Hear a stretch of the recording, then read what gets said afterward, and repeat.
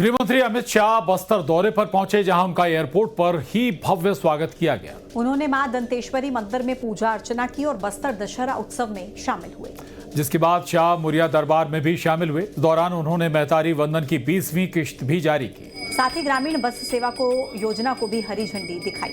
तस्वीरें आपके सामने।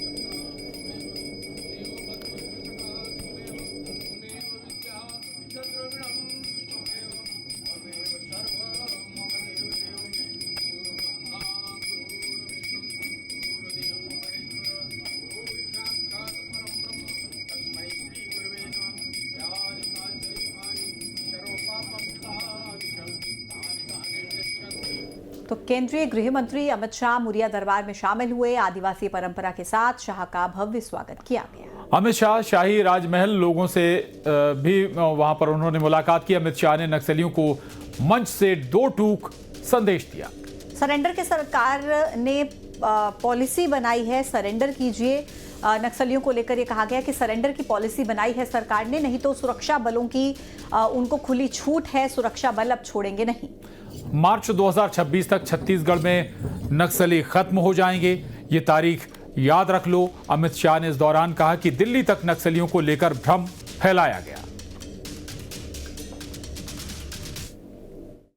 आपका गांव नक्सल मुक्त होते ही गांव के विकास के लिए 1 करोड़ रुपया छत्तीसगढ़ शासन आपको देगा। 1 करोड़ रुपया। दिल्ली में कुछ लोग सालों तक भ्रांति फैलाए कि नक्सलवाद का जन्म विकास की लड़ाई, सरेंडर पॉलिसी हमने बनाई है।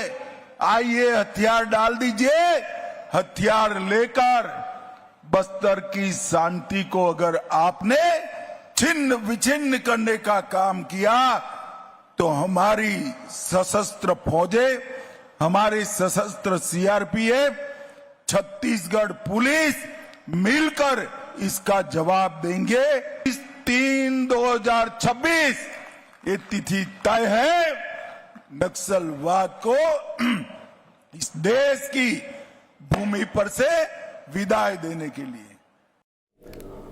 और मध्य प्रदेश सरकार इस दिवाली को सरकारी कर्मचारियों के लिए खास बनाने जा रही है। अब 4th ग्रेड कर्मचारी से लेकर क्लास 1 अफसरों तक को कई नए फायदे मिलेंगे, जिससे उनका जीवन आसान और बेहतर होगा। सरकार अब पुराने सिविल सेवा आचरण में बदलाव करने जा रही है, जो करीब 60 साल पुराने हैं। इस बदलाव के तहत सरकारी कर्मचारी से लेकर अधिकारी तक महंगे गिफ्ट ले पाएंगे।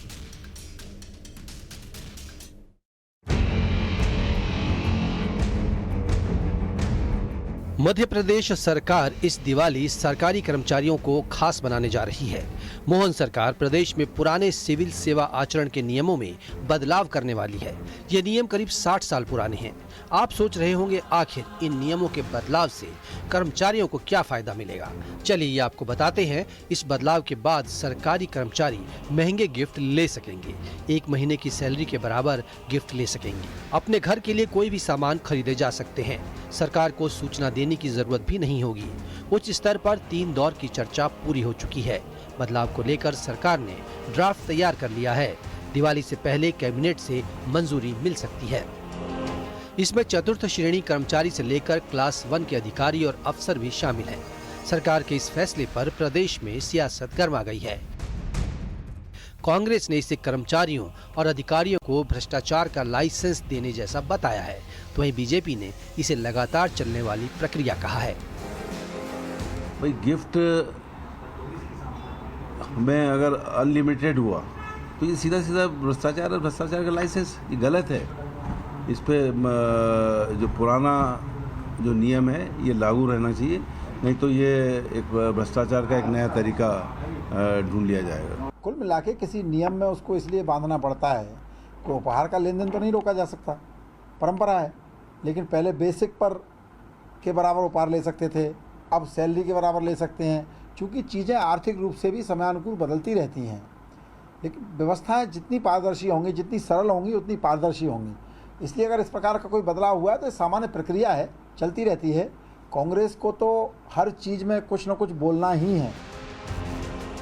ये बदलाव सरकारी कर्मचारियों के लिए नियमों को और लचीला बनाने की दिशा में एक बड़ा कदम माना जा रहा है।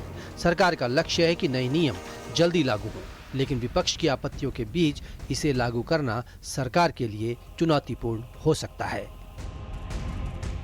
Bureau report, news 18। खबर इंदौर से है, जहां शीतला माता बाजार विवाद में नाथूराम गोडसे की एंट्री हो गई है। शीतला माता बाजार में नाथूराम गोडसे के पोस्टर लगे हैं और यहां हिंदू संगठन की तरफ से गोडसे जिंदाबाद के नारे लगाए गए। मुस्लिम कर्मचारियों को लेकर यहां लगातार विरोध भी जारी है। ये दो तस्वीरें हैं इंदौर से।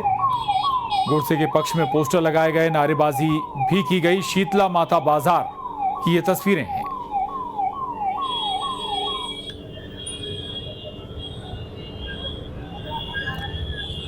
बता दें, शीतला माता बाजार में हिंदू संगठनों ने गोडसे के फेवर के पोस्टर लगाए थे। वहां पर जमकर नारेबाजी भी की गई थी और मुस्लिम कर्मचारियों को लेकर यहां लगातार विरोध हो रहा है।